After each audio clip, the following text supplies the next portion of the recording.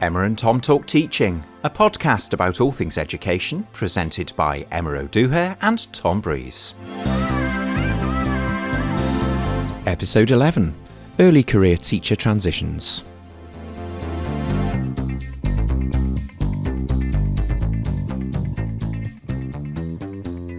Hello everyone and welcome back to Emma and Tom Talk Teaching.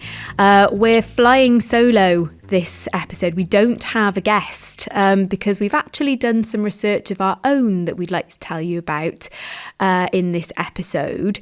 So Tom, before we get into this, I think we've got to lay a bit of groundwork, haven't we, about why there was a need to do what we did. Yes, I was just thinking there's no such thing as flying duo, is there? So no, that's true. We're flying duo, but there's flying no such thing. Duo. So we're flying solo.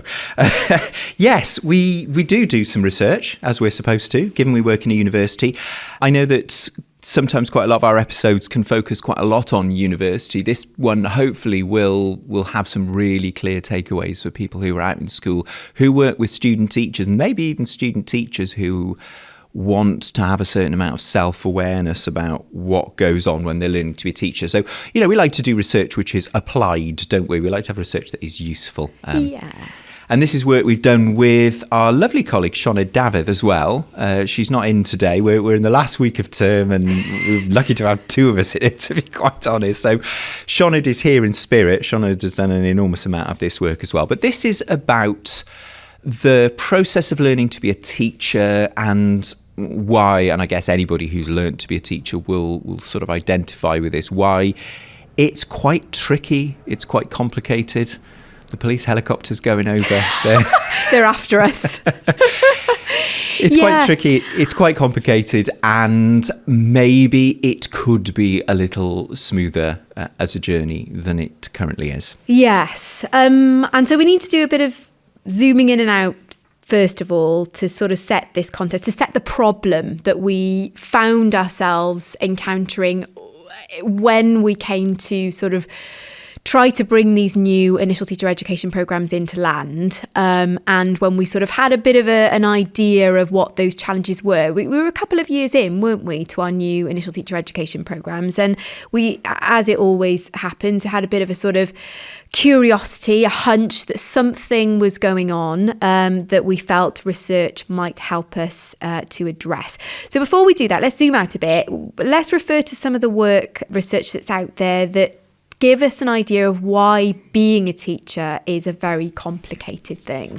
Yeah, and I would say, I mean, we sort of knew this, didn't we? All of us who's ever been teachers, all of us who've ever helped people learn to be teachers, we've always known that teaching is complicated, and we've always known that learning to be a teacher is really quite hard. But I suppose the difference when you work in this sort of slightly more research-informed environment is you've got permission to go out and find some stuff that backs up those things that you know in your gut as somebody who does the craft of teaching and the craft of learning to teach. And so we're quite fond of this model from Doyle. It's actually really old. I mean, you know, saying that thing about we've sort of known this for a long time, it's actually been in the literature for a long time. Doyle was writing about it in the early 80s, and it's been cited more recently by Donald McIntyre, who used to work in our partners in Oxford, who talks about the fact that when you're a teacher, lots of things are happening at the same time, simultaneity, it's all going on at once. Anyone who's been in a classroom knows that there's a lot of stuff happening all at the same time, quite a lot of it just in your peripheral vision as you're trying to teach.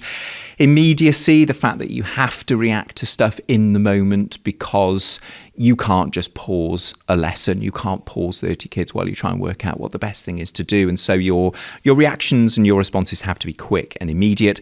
The fact that it's unpredictable, that's the one thing everybody says about teaching pupils, is that it's unpredictable. You never quite know how they're going to react to things. You never know quite even how they're going to arrive in your classroom.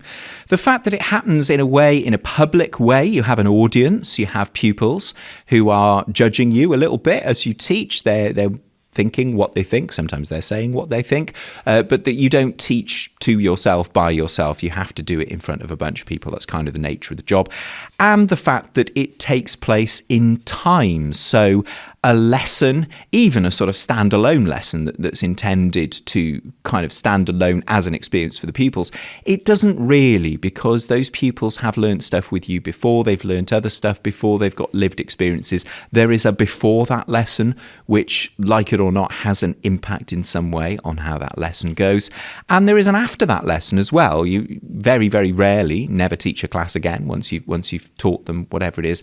And so you cannot consider a lesson really as being a fully isolated thing in time. It has to have its existence as part of a continuum. And that is what makes teaching a really, really complicated business.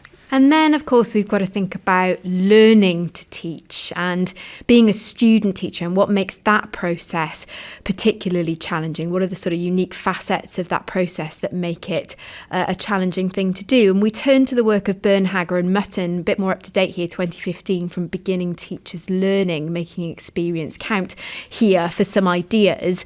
The fact that it's very emotionally charged, that people will be orientated sort of differently towards that process of learning from experience, and they might find that to be quite an emotional process. The fact that student teachers are juggling two identities, that of a learner and that of a professional. We're expecting them from day one to step into that classroom and to look, behave, and operate like a professional, which sometimes can run really counter to the fact that when you're a learner, we say all of this of our young people that we work with, our pupils, that it's fraught with mistakes, and actually mistakes can be really helpful, but they're very public, those mistakes, and they can sometimes undermine that professionalism, that professional identity that the student teacher is trying to keep intact. So that's really unique. Trying to move the focus from self to learners. This comes up again and again, not just in this literature, but in other studies as well, that show that student teachers at the start, probably for that reason of juggling that identity as a learner and a professional, that they focus a lot on themselves at the beginning. Am I doing this right? And sort of the more sort of performative aspects of teaching. How is this coming across? When the shift happens to their change of focus to the learners and how the learners are reacting to what they're doing, how they know the efficacy of their practice from the behaviours, the outcomes, the ways that the learners are responding to their practice, that can be a real sort of moment, a real fulcrum in their development where they can start to really fly when they start to shift their focus to the learners. They also talk about existing preconceptions that student teachers bring to teacher education experience, those preconceptions about how teaching and learning happens, because they've all been learners and they've all experienced teachers. They might have preconceptions also about learners themselves, but also about this subject discipline if they're in secondary. So lots of these preconceptions that need to be addressed and challenged when student teachers arrive at day one on their teacher education programmes. This is a nice one. It's one that I remind myself of all the time, that simple rules of thumb aren't enough in teaching teachers to be teachers, for all the reasons that Tom just shared about Doyle, that, learners are different, classrooms are different, times are different, time of day can sometimes be different. So something that served you well as a simple rule of thumb in one lesson, you repeat it, it might not go the same way in the next lesson. I suppose that speaks to this next one here about the professional knowledge in action of experienced teachers as being really important, because what's happening in the mind of a professional experienced teacher is they're making these very nuanced decisions in the moment based on their experiences, based on various different types of knowledge, but the student teacher isn't party to, because they're not giving them a running sort of play-by-play commentary of why they're doing what they're doing in the lesson. So actually what we know from this particular source is that professional knowledge in action of experienced teachers can be really difficult for student teachers to tap into. So there's a bit of background that I would say is universal to teaching. Doesn't matter where you're listening to us from, really. You will probably recognise that if you are a teacher, if you help teach people to be teachers. If you're currently learning to be a teacher, if you're on a PGCE course or similar, you will recognise all of those things. If you're a listener who aspires to be a teacher, hopefully we haven't frightened you off with that. And if we find our recruitment figures have gone through the floor as a result of this episode, we'll probably get our P45s in the post. But it is true that all of those things are universal to teaching. It's why it's a really, really complicated thing. Now, it's interesting to note, and this is where we start to situate ourselves a little bit in a particular place, which is Wales, which is where we are coming to you from. There have been different reactions and different philosophies to that, well, what do we do about it question. And if you listened to Professor Trevor Mutton's episode a little while back, you'll remember him talking in great detail about some of the issues around how we teach people to join a profession. And particularly he was talking to us, because of course he's based in Oxford, about the way that things are done in England versus the way things are done in Wales. And in England at the moment, and of course we've had a change of government recently, so this may change, but at the moment and for quite some time, there's been a very top-down approach, a very centralised approach. A bit of a sense coming from policymakers in Westminster that there is a way to learn to be a teacher and there is a way to teach, and that we just need to kind of capture it and make sure everybody gets it. And we remember Trevor was talking in some quite scary terms about having to submit PowerPoints with notes for approval by policymakers, which is completely foreign to us. Just a few miles really, or 100 or so miles over the border in Wales, where we've moved away from this idea that we can reduce learning to be a teacher down to a tick box. And we're trying out a bit of a philosophy where it's more developmental, more aspirational, taking a more holistic view, trying to define the process of learning to be a teacher in terms of developing values and dispositions and competencies rather than knowing stuff or proving and performing, being able to do stuff. And so we have an increasing divergence of what it actually looks like and the philosophy that underpins it here in Wales versus England. It's probably fair to say, and I think Trevor was hinting at this a little bit in his episode, that England in a way is a bit more of an outlier in that respect. England has sort of gone down its quite top-down, tick-boxy approach, not to be too rude about it. And a lot more countries are trying this sort of more developmental route. But what we're going to talk about now, the research we're going to talk about now, is very much situated in a country that has chosen to take the hard road, if you like, towards learning to be a teacher. Yes, and we maybe just need to point to a couple of additional reasons coming from research as to why it can be quite challenging to learn to teach in the Welsh context.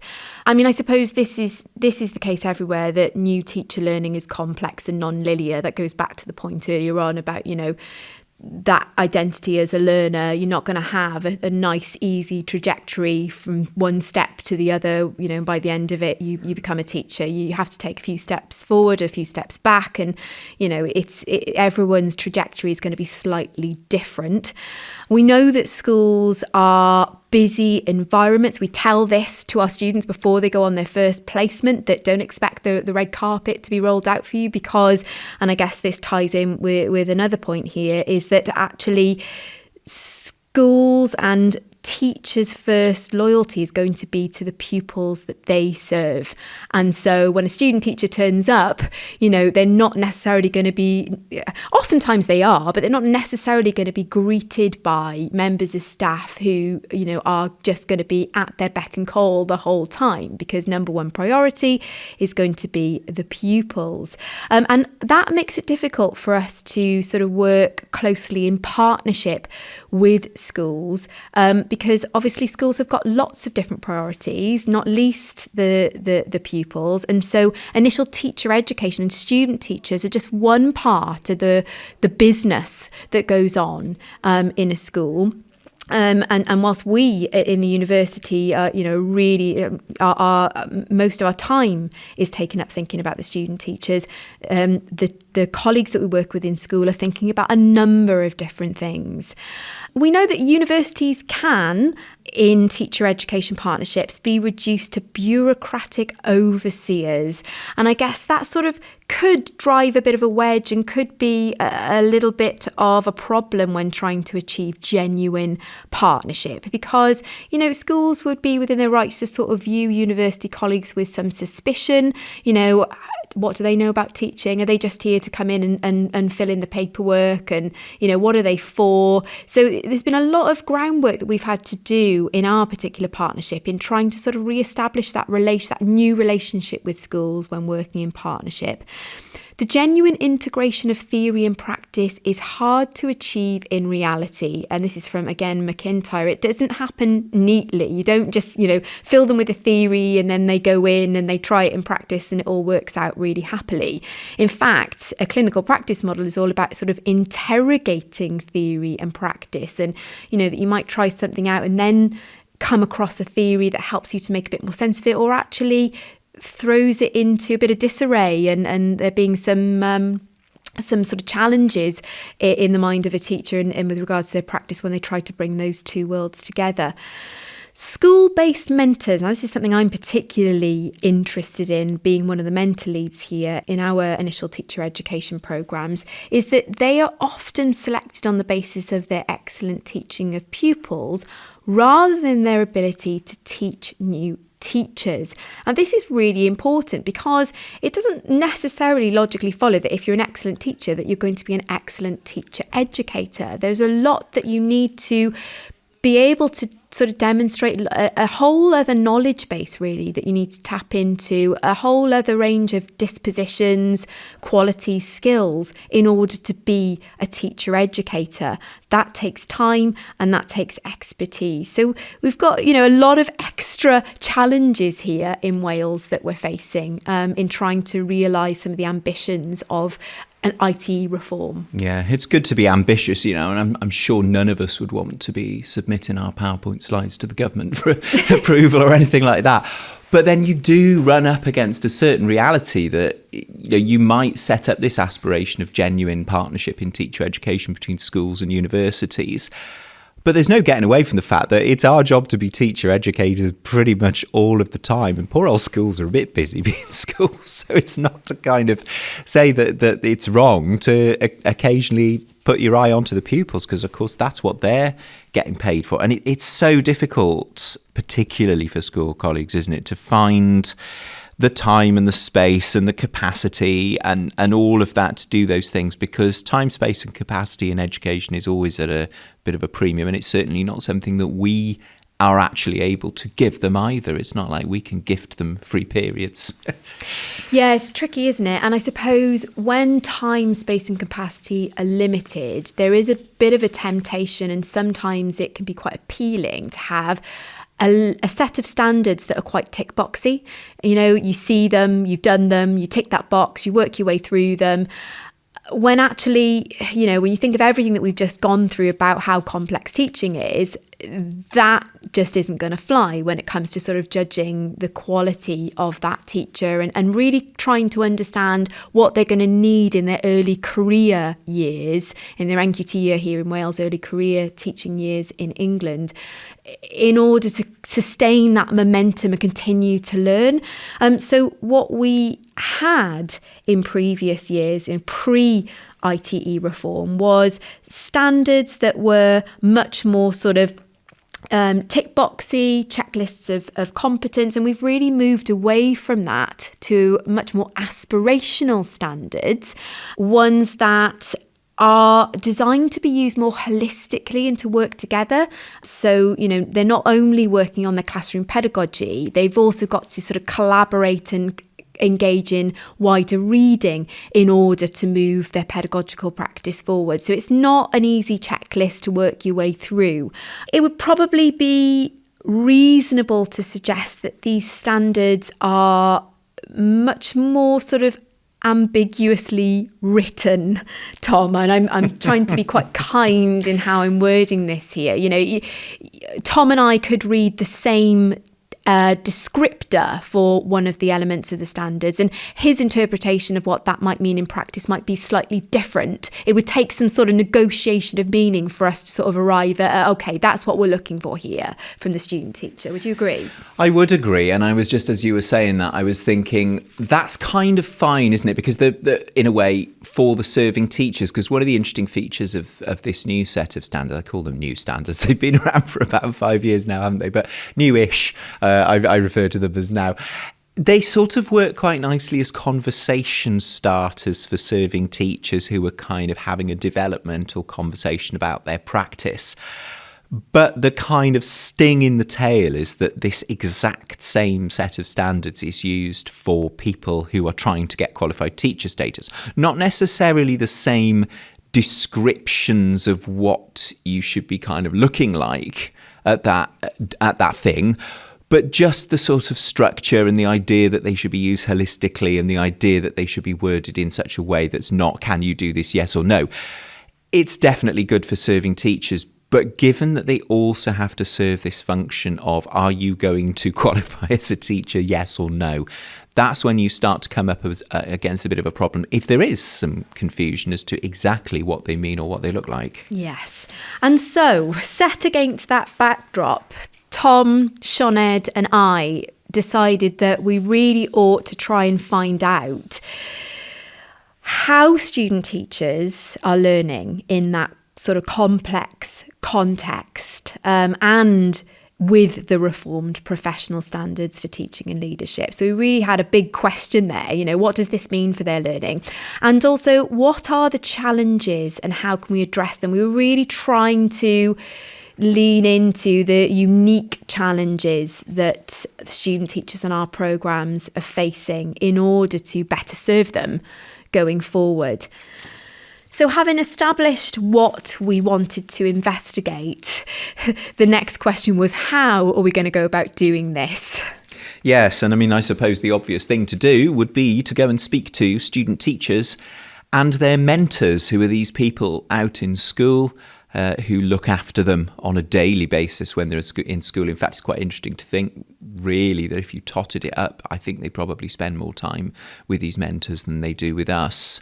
They sort of live in each other's pockets in departments and in classrooms and in staff rooms, and that relationship, we've always known, you don't have to do research to know that relationship between a student teacher and their mentor is absolutely key to learning to be a teacher. It's often quite an intense relationship. Sometimes it's a beautiful partnership, and sometimes it doesn't go quite so well. So we put out a little bit of a call at the start of an academic year to see whether anybody fancied helping us dig into this. And we got lots of volunteers. We got 13 of our student teachers from PGC primary and secondary, went and had a chat with their mentors right at the start of their first placement on PGCE, and both agreed collectively that they were going to speak to us. And so we interviewed them in the middle of their first placement, the end of their first placement. We're a 2-placement PGCE, so we then had a bit of a sticking point where those students moved on to a new school. We asked them if they wouldn't mind asking their second mentor very nicely if they would also do the same thing. Sometimes those mentors said yes, sometimes they said no. If the mentors said no, we carried on with the student teacher anyway without their mentor.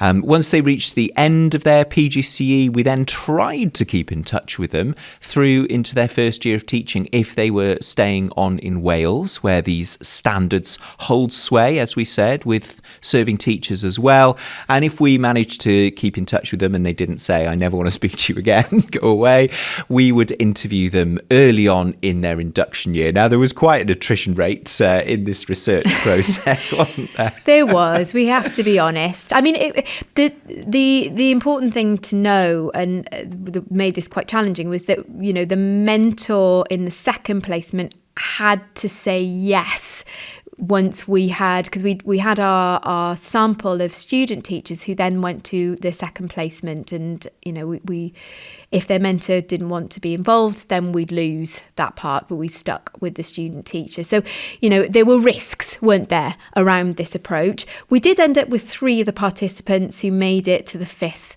and final interview in the NQT year. Yes, there should be some sort of prize, but I don't think the ethics committee would have approved of us giving prizes for staying to the end. So was only the warm glow of sticking with our project to the end. And we did a mixture of interviews, didn't we? Sometimes we went in person, which was lovely. Always lovely to go into a school in person and actually speak to people face to face. I think by the time we were getting a bit later on in the project, it was reaching the point where it was more efficient to just hook up with people on Teams, and sometimes it was easier for the school colleagues as well. We had lots of questions for them. We had nice sort of big roll-up visual aids where people were sticking things on. Who had the most impact, who wasn't having so much impact, you know, the mentor, us, various bits of the programme, the professional standards themselves. As ever with this type of research, we weren't really massively interested in where they stuck their post-it note, but more the conversation you could have with them afterwards, where you said, oh, why have you stuck that on the lots of impact box or something like that.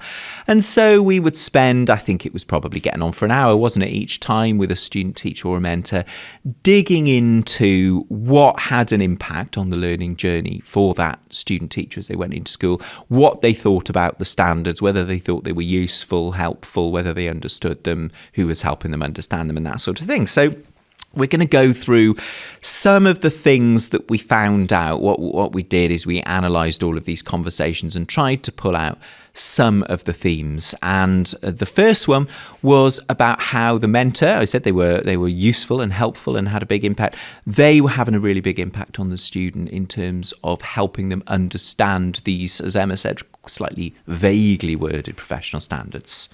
Absolutely. And we've got a couple of quotes that really help to sort of crystallise that. One student saying, and my mentor in terms of obviously offering somebody that I've been able to observe and sort of like link across the standards. So what this student is basically saying, that their mentor was really important in translating. And the example that they give is differentiation, and how when they're observing their mentor and when their mentor is explaining afterwards how they use differentiation, then that particular element of the standards comes to life. And then another student who's saying sometimes the professional standards says things like with parents or external companies or anything like that, because there is a particular standard that talks about engaging with parents and external practitioners. And this student is saying, I just think especially for this first placement, they rely on that mentor to help them to prioritise and to understand which of those particular standards are going to be important to prioritise and what they actually mean to their practice at that particular moment in time.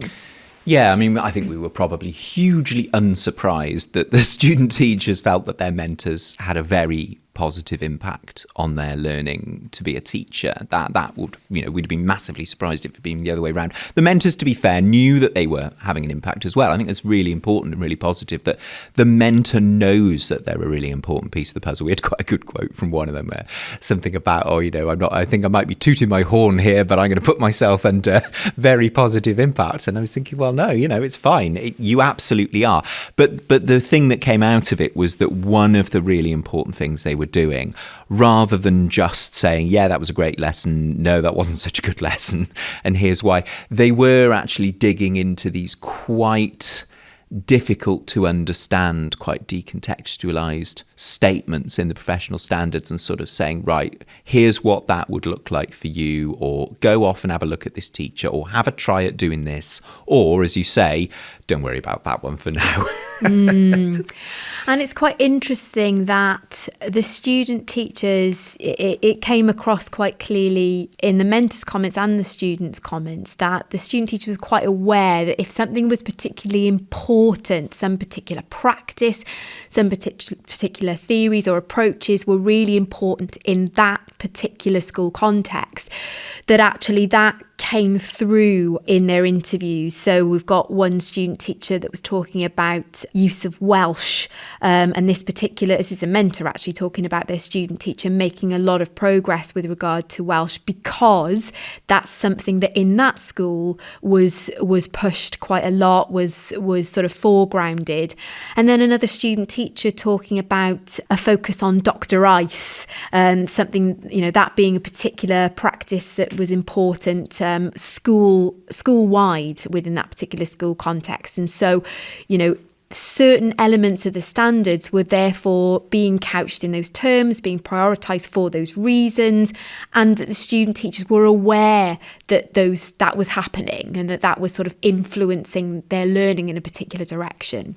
Yeah, and it points to a bit of a tension, doesn't it, in teacher education, which is that schools are little places where stuff is important one year and something else comes important the next year.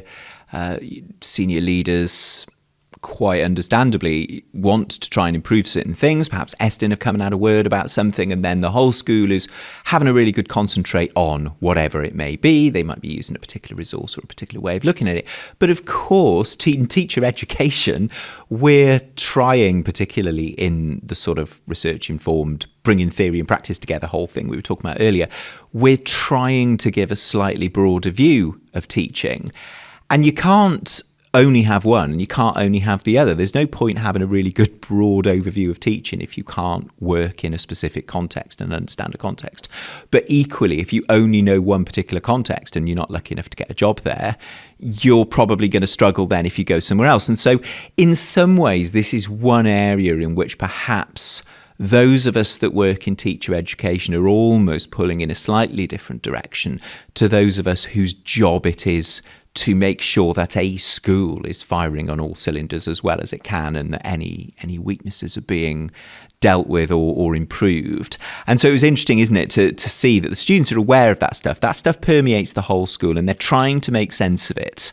But I suppose then there is always a part of you as a teacher educator that's going, maybe they don't do Dr. Rice way or go in next year. Precisely. Yeah, precisely. It's, if you become too rooted in context, and I suppose this leads on to the next finding, your transition to the next school context where something else is a priority or multiple other things, or they do things differently in that context, is actually going to be quite challenging. So this is another find that we found that and I think we had this hunch, didn't we, Tom? So it was quite reassuring, although a little bit sort of perturbing, that this transition between first and second placement is difficult for student teachers on our programmes. Got one student teacher saying, I've been really demoralised in this new school. It's definitely been a baptism of fire.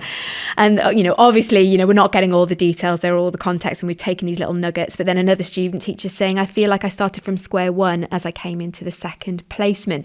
And, again, the research helped us to really unpick that. So we knew that was a thing, but we hadn't anticipated that actually the standards themselves and this whole notion that, schools are sort of their own little bubbles of context that prioritise things that are meaningful to that particular community actually are part and parcel of this challenge of transition between placement 1 and placement 2.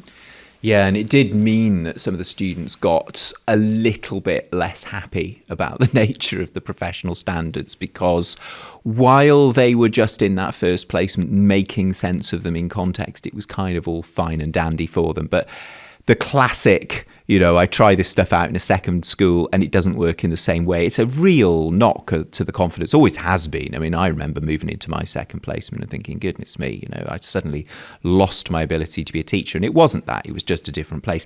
And suddenly they start to think, well, hang on a minute, I don't understand these standards anymore, because I know I'm doing good stuff. I'm doing good stuff that was good in placement 1, and it's not working. And we actually even had one student who was saying, I don't even know if I'm going to pass now. I've got halfway through the programme. I thought I was doing well. And all of a sudden, because all of the pieces of the puzzle have been thrown up in the air and I sort of don't understand anymore, suddenly I'm not even sure I'm going to get qualified teacher status at the end of all of this. Yeah, really challenging. And I guess, putting yourself in a mentor's shoes as well, who is sitting in it. So the mentor of this student who's coming to them from a different context might, without sort of really understanding that transition is difficult and all the complexities and the reasons why it's difficult, might look at the sort of exit profile of that student teacher from their previous placement and go and then see what they're seeing in front of them, when that teacher begins to teach, and go, really? Really? You do, Dr. Rice. Nothing wrong with Dr. Rice. But then, we can see here now some of these theories start to come alive. This notion that simple rules of thumb aren't enough. Tick box standards aren't enough. That mentors, are going to not necessarily find it easy if they don't see themselves as a teacher educator with this whole other body of knowledge to draw upon. One of those aspects of knowledge being that knowledge of the learner, knowledge of the student teacher is going to need to be helped to transition from one context where they have understood the standards in a particular way to the next context. If they don't know that as a teacher educator within our particular approach to initial teacher education, then they might look at that grade profile and go, what? And really? And and actually might be inclined to very quickly put them on some kind of concern of a progress procedure because, they got it all wrong in the previous school. So you can really start to see these theories come to life in the findings that came through in the data. Yeah, and actually the final thing that we're going to mention really that we pulled out of those conversations does link with that a little bit, which is that we have this incredibly important piece of the puzzle, which is this school-based teacher educator, this mentor, this person who stays with a student for a placement, works with them day in, day out, gives them their classes to kind of teach, which is a massive, massive leap of faith, and assesses them and does all of that stuff. And by kind of necessity, they're very much of a particular school context, but they really, in some ways, we really ought to be providing them with more opportunities to perhaps get out of that school context and see things in a slightly broader sense so that they're in a position to see things in a wider sense. And one of the things that really did come out was that, quite understandably, given that they're in their classroom day in, day out, there wasn't an enormous amount of knowledge about what the student teacher was getting up to when they weren't in the school, when they were, for example, up here with us in university. Mentors, quite understandably, didn't kind of find out what was going on. I know we do try and drop them the odd email and tell them what's going on and what we've been teaching them, but there was a tendency, I think, to perceive the university setting as almost like a bit of a refuge from the craziness of school, that we were there to look after the students, which of course we are. We provided lots of support, that the students liked coming to us for a bit of a sort of, almost like a bit of a break and a bit of respite and all of that. But in terms of what we might be contributing in terms of knowledge or stuff to take back into school, it wasn't really filtering through to the mentor. And obviously the reason for that is we sort of slightly rely on the student teacher to do that. And the student teacher probably has better things to do, and so does the mentor, than sit down and talk that through. And so the mentor doesn't really know what we're up to on a day-to-day basis in uni. And, why should they, given that we don't get to bring them up and invite them in and teach with them. And that was quite interesting because the student teachers, probably because they live it, had a slightly more rounded view of what goes on. Yeah, I mean, yes, absolutely. And we're generally quite positive about university. And I really like this quote here about this student teacher saying it kind of like reboots everything in your brain, and maybe speaks to this need to come out of that context in order for that reboot to happen, and I guess this is something for us to consider, and we'll get into sort of the punchline of this, the so what of this down the line. But teacher educators can be in their own bubble. Us in university, we're in a bubble. In schools, they're in a bubble, and it's only really when you sort of come out of that and sort of put your head above it all and go, right, what's going on here? What does this mean now? What do I think about this now? Can I see what was going on in that context because I've got a bit of distance from it? The student teachers involved in the study seemed to value university days as a context for that to happen. But as Tom says, at the moment we're sort of leaving that up to chance, and it's really only the student teacher that has a full understanding of their learning journey and their progress because they're living it. And we've still got this issue of partnership working where we say that we're working as partners, but that understanding of teacher educators in those different locations of university and school, I think we've still got a lot of work to do there to make that much more coherent. Yeah, so it would have been useful, I guess, to have just reported those things. I suppose the downside of that would be that, as we've been saying repeatedly throughout all of those findings, we sort of all knew that stuff already, because we've all been there, we've all been teacher educators, we've all been teachers, we've all been student teachers. And so thinking back to the beginning of the episode where we talked about, we all know that teaching is complicated, but here's some people who've actually written about it and kind of talked about it in print. We can do the same thing with some of that stuff that we found from our student teachers and our mentors. And it's really, really useful to be able to go and find people that are talking about this stuff in literature, because quite often they put it in a way that gives it real clarity, and sometimes they signpost us towards what we can do about some of the problems inherent in that. One of the ones that we've talked about loads as we've been going through those findings is the idea of people existing in a bit of a bubble, which is slightly closed off from the outside world, if you like. Anybody who's worked in a school knows that a school is a very, very tightly constituted little community. University probably less so, as you said, but schools very much so. And that student teachers are sort of pinging around between what we're calling these bubbles. And there is a really seminal work or series of works by Etienne Wenger with his colleague Lave as well. But the book we looked at was just by Wenger from 1998. And he calls these bubbles communities of practice. Now, I think I might have mentioned in episodes in the past, and if I haven't, I'm going to mention it now. I almost feel like communities of practice is an unfortunate name for these bubbles, because they sound really nice, don't they? Communities of practice. Oh, I want to be in a community of practice. Sounds really lovely.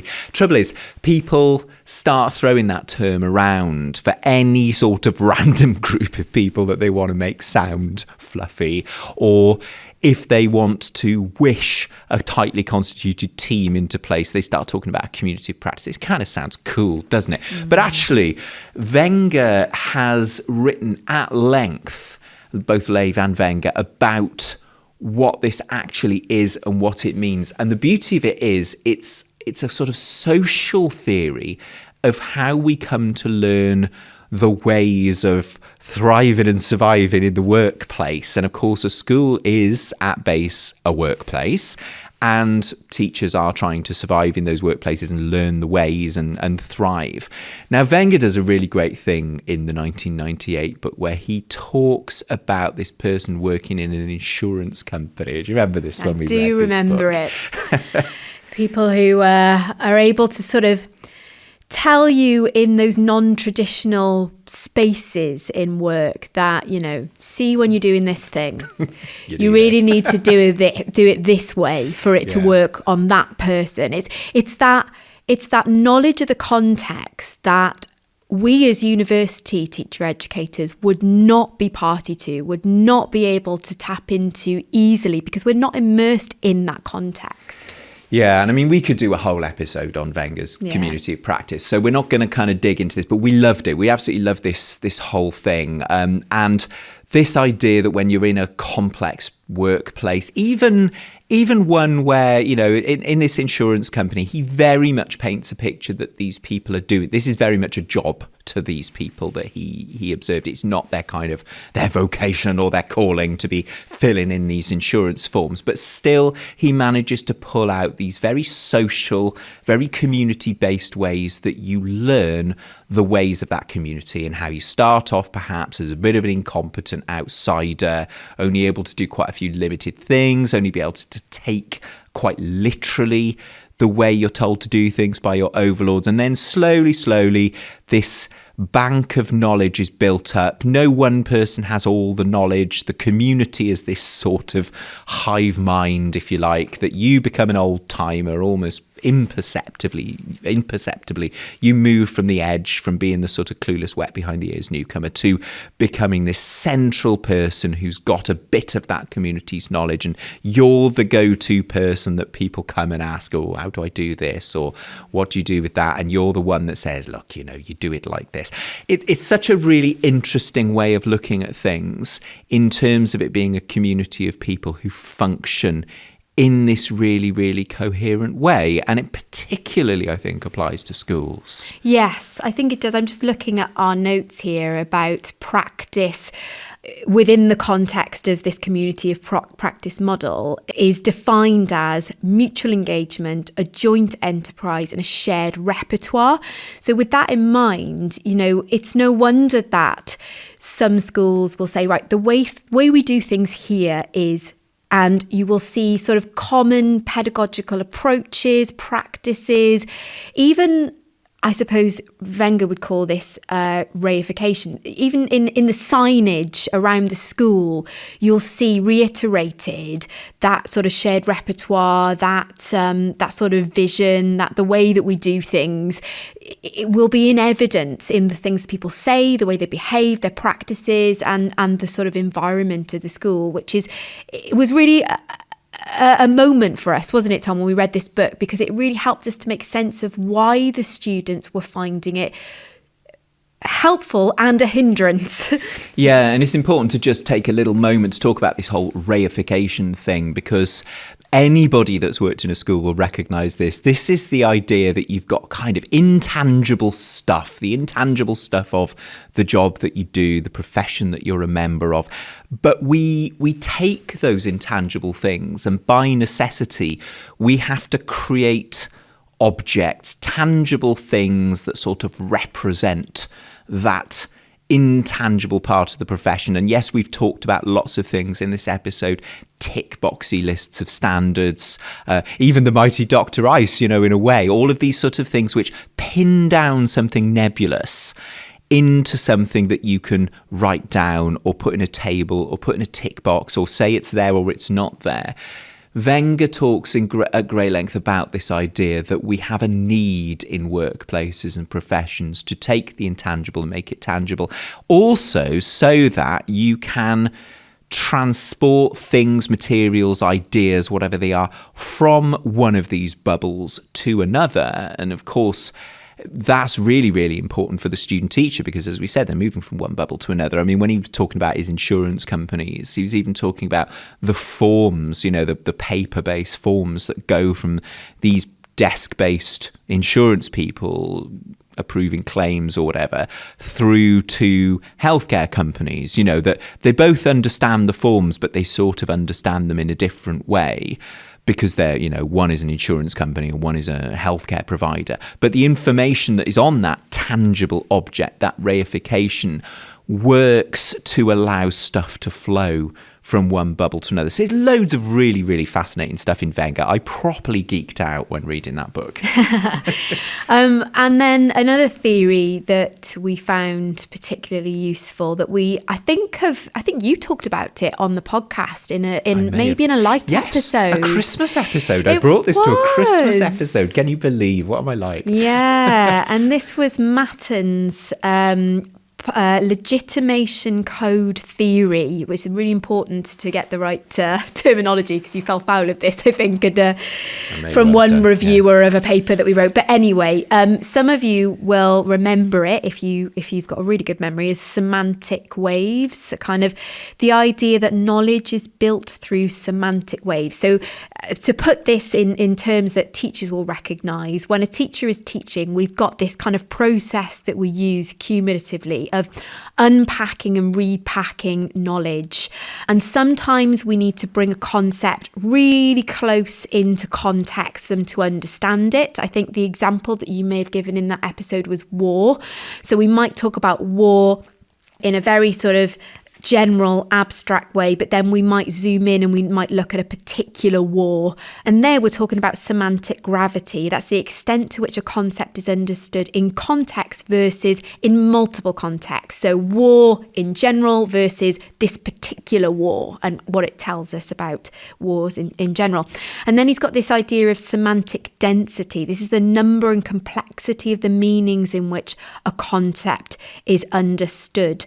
And I think trying to think of an example that I've used in the past with my students where we might be looking at the concept of tragedy in drama and theatre. And, again, learning about that's got lots of different, if I just say the word tragedy to you, you've got a number of complex meanings. But then if we bring that into a particular context, if we think about Shakespearean tragedy, then actually we're sort of narrowing down the context and we've got a lot more sort of specific additional concepts that we might link to that more precise and sort of view of tragedy. I think I've just butchered semantic wave theory. Tom? Well, no, I think we it's the magic of being a teacher, really, isn't it? It's that thing that teachers do. They sort of unplug things from more complicated things and make sure that pupils understand them and then plug them back in. It's interesting to think, you were talking about the fact that we brought it to a Christmas episode. It then became very popular here in Wales, that whole idea of semantic waves, when people were trying to make sense of having to design their own locally relevant curriculum under Curriculum for Wales. It was quite interesting to see that the idea that we look at it in terms of how we take a really big thing, no experienced teacher is going to go, hey kids, today we're learning all about war, because that's clearly going to go down in flames, isn't it? But yeah, we were doing semantic waves before it was cool, I think. Yeah, it's how you take a big concept and break it down and then repack it again. And this was useful to us because it struck us that actually this is what we're expecting the students to do, full admission here, with very little guidance in some ways that we'll explain in a moment when it comes to the standards, that they've got these 32 elements of the standards that they are expected to be judged against and to master over the course of a year on the PGC programme, 3 years on the BA programme. But actually what they're having to do is to understand the concepts that are coming through in those standards in very specific ways, very contextualised ways in both of their school placements. But actually what they also need to do is to zoom out from that and go, okay, so what does that mean overall? What am I understanding about this concept or this particular practice that's sort of built into the standards from a higher perspective, if you will? Yeah, and the last thing we pulled into the mix was this idea from Korthagen and Lagerwerf, and this just sort of overarches the whole thing really, which is this view that when you're learning to be a teacher, you start off getting a series of quite disconnected experiences. You teach a lesson and stuff happens to you and you can sort of make sense of it in terms of the context of that lesson, but not really have a wider view. And that gradually you start plugging these experiences into each other, joining the dots, if you like, into a slightly bigger picture, a gestalt, they call it, this sort of combination of experiences that starts to make a little bit more sense to you, and that you just sort of progressively join dots until you end up forming your big picture of what you are as a teacher and what you believe as a teacher and what education is and should be. And the reason we found that one quite interesting was because there have been other ways of doing teacher education, particularly in the past. Back in the dim and distant past, they used to do what was called theory into practice, which was the idea you went to uni and you got stuffed full of all the educational theory, and then you tried to go and put it all into practice in real life. And we were really taken with the fact that actually, that doesn't sound like a great idea, I suppose, in anybody's gut feeling, really. But that this idea that it doesn't work that way around, that you can't really access or create or deal with big picture decontextualized theory about stuff to do with education until you've got some concrete experiences to join some dots. And so we felt that sort of backwards way, that Korthagen and Lagerwerf way, where you start off with the experiences and you build up to a theory, really was a bit of a sort of defence of our way of doing it, really, that you have to interleave them so that the student teachers are in a position to join those dots. So those were our three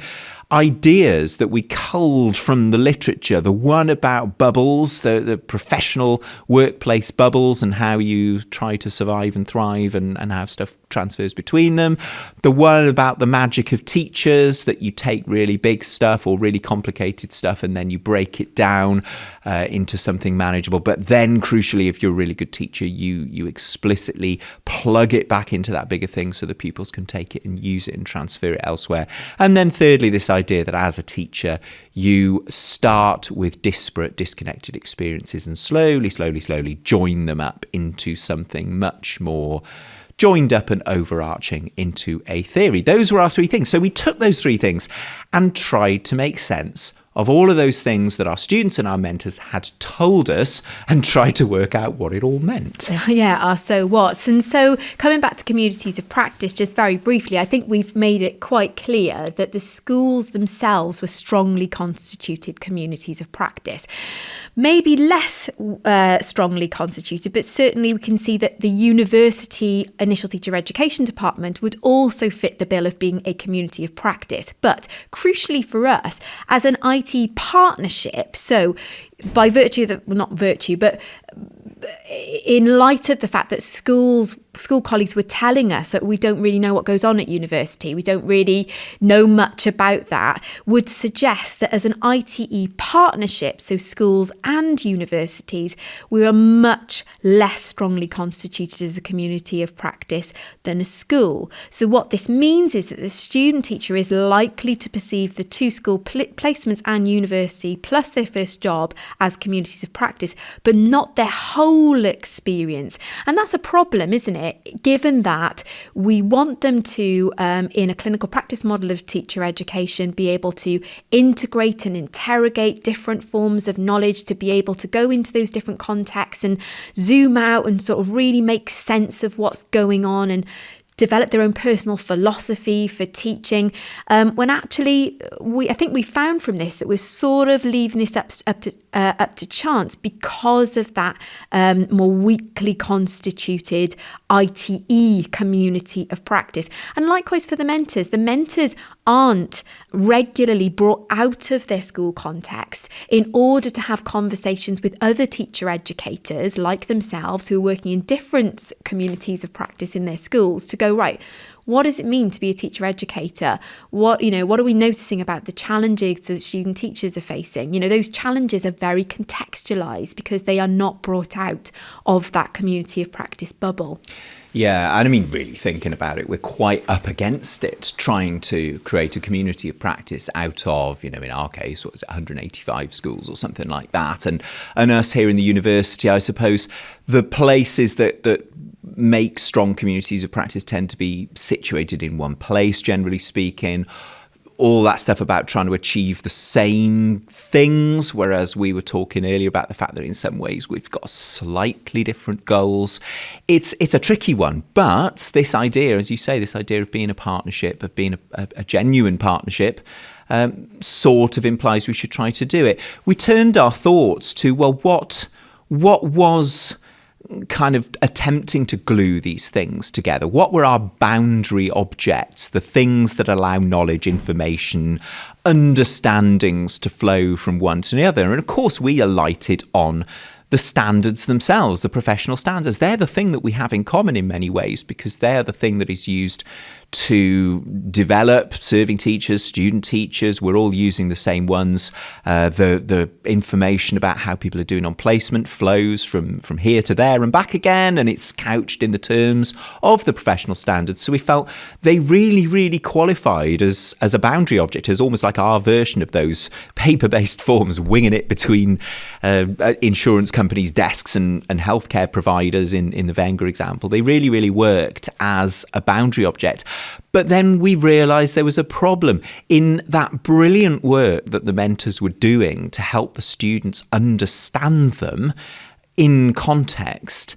They were doing that Carl Maton thing of taking them out of a big nebulous place and putting them into a easily understandable contextual place. They were going down the semantic wave. They were doing some unpacking. But the missing piece of the puzzle was there wasn't an opportunity to repack before you headed off on your travels. Yes. And equally, we could sort of hypothesize that because The mentors who then work with those student teachers who join them for their second placement, because we haven't spent a lot of time as a partnership really sort of emphasising to those mentors, look, you know, they're going to need help to repack some of these things, and for you to help them to understand that, you know, whilst their practice and their understanding of that particular element standards needed to play out that way in that school, how we do things in this school is going to be slightly different, and therefore you're going to find some of these things quite challenging. Really taking the time to sit down with that student teacher and say, right, okay, look, Tom, I can see that in that particular placement that, you know, you really excelled in those areas. Actually, the pupils that we've got in this school, you know, have got these particular challenges, have got these particular backgrounds. So you might step backwards before you can go forwards here in this particular element to the standards. So that there are consequences here, aren't there, for the student teachers themselves, but also the teacher educators working with them. And it's counterintuitive in a way, because if a school is a community of practice, and I'm pretty convinced that a school is a pretty strong example of a community of practice, one of these really sort of really coherent workplaces. The whole point of a community of practice, as we were saying before, is that you start off as a clueless newbie and you work your way into becoming a sort of indispensable old greybeard who knows the ropes. But actually, as we said earlier, that's not what we're trying to do in teacher education. We're trying to prepare people for an unknown future. And so actually, what is strong about a school, what makes a school a strong and coherent workplace, in a way, is sort of working against our clinical practice model, which is the idea of the interrogation of theory and practice, and sort of looking up and saying, well, okay, that works here, what about there? And so this idea from Korthagen and Lagerwerf that student teachers are going to start joining dots and end up building up a coherent picture gets repeatedly disrupted, because they start heading towards, you know, slowly towards greybeard and old hand status in their school, but they've got a programme that's trying to stop them doing it through design, not through accident, but through design. And then there's this sudden discontinuity where they get whipped out and they get a whole load of new concrete experiences that don't fit the picture. And so they get this disrupted theory formation. If we're not very careful, the process of building that big dot-to-dot picture gets completely sort of stopped in its tracks once when they move from placement 1 to placement 2, and quite often then again when they move from placement 2 into their job. Yeah. So having sort of examined, analysed, reflected on the data that we gathered through the lens of those theories that we've discussed, we had to sort of then come to the punchline of so what? What do we do about this? What does this mean for us going forward?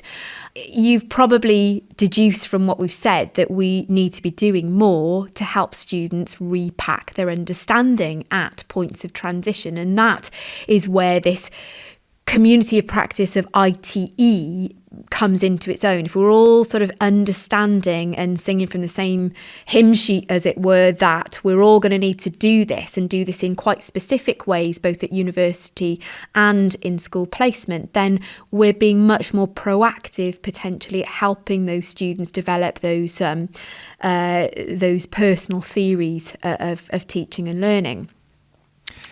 And it's putting a lot on the mentors in a way, isn't it? Because they're the ones that are being asked to be at the sharp end of it, to navigate being a really fully functioning member of a really coherent community of practice, while also trying to then become a member of a more complex and more difficult to create community of practice that's got a lot working against it. I mean, I think probably what this research has done is, well, first of all, it's confirmed lots of things that we all knew in our heart of hearts anyway, which is always nice.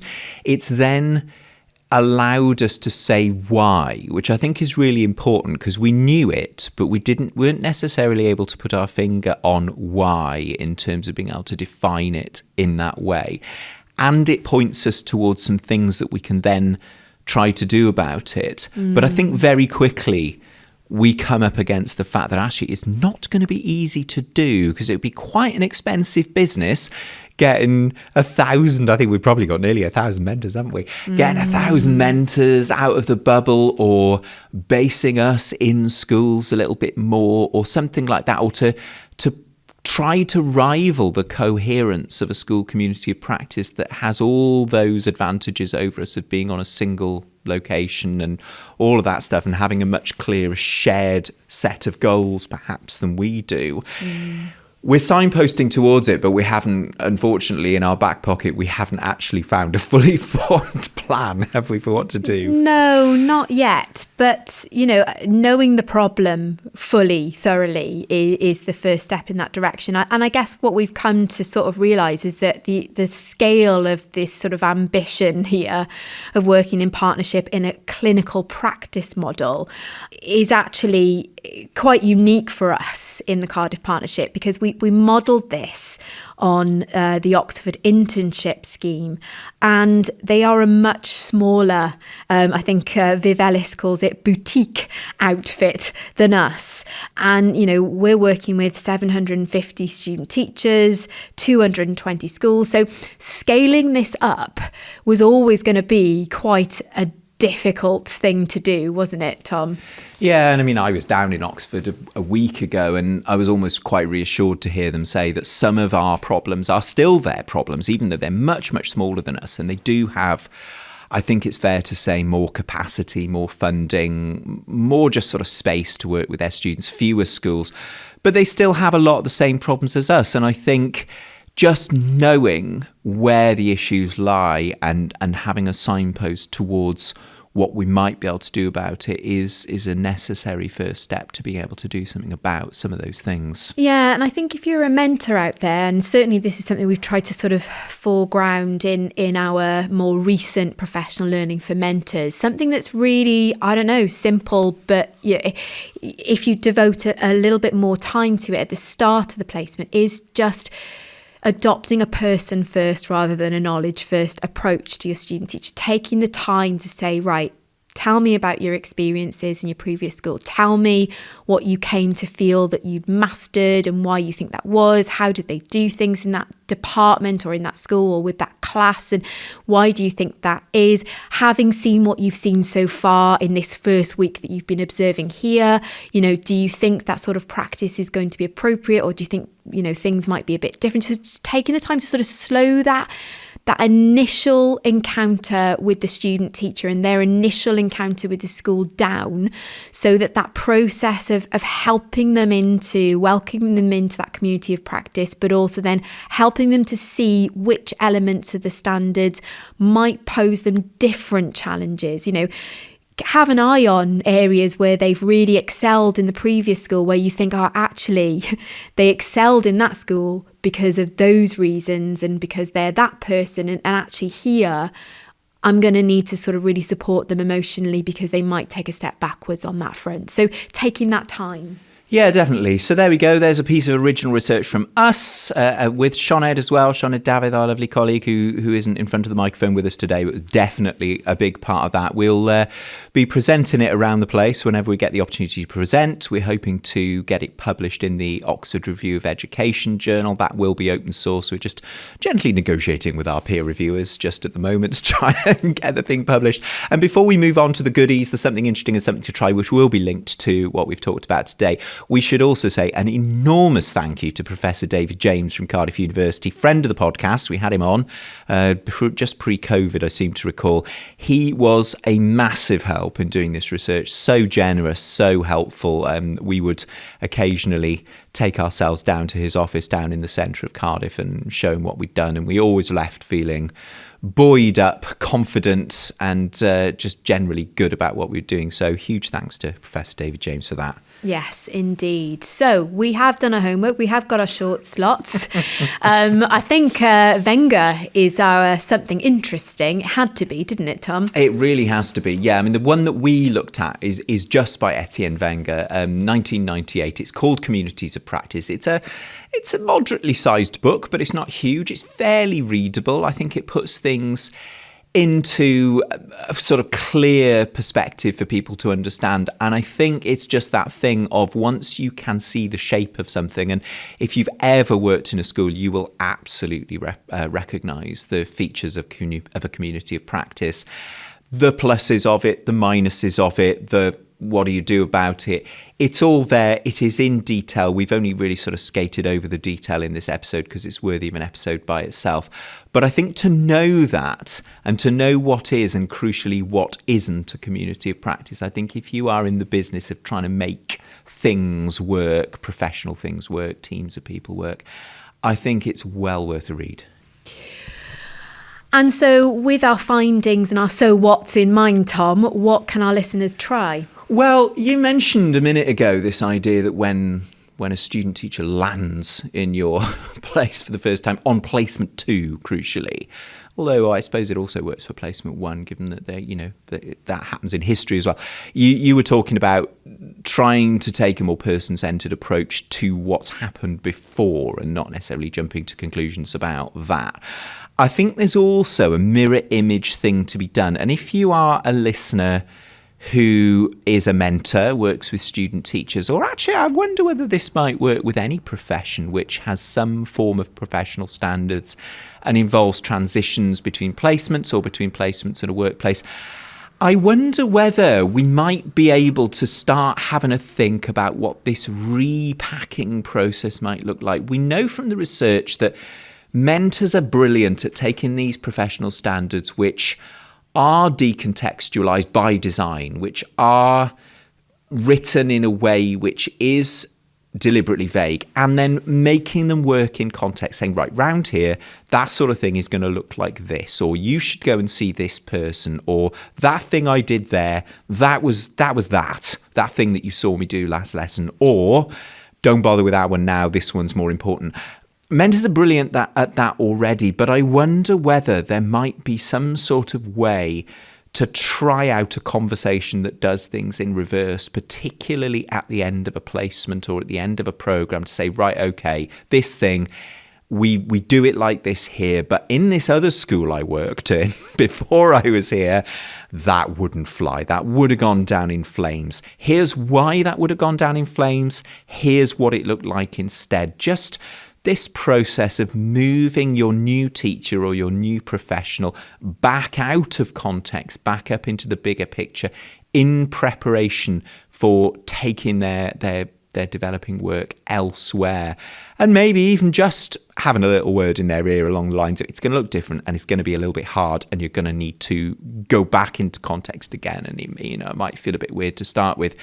I wonder whether there is a way that we can start framing some of these conversations that take us back up the semantic wave with a view to smoothing out that slightly frictiony, sticky moment of transition. Give it a try. Let us know what you think. Drop us an email. So there you have it. Another episode in the can. What do we call it? Flying duo. And a pleasure it was too. Hopefully you found that interesting. We'll be back with you in 2 weeks' time.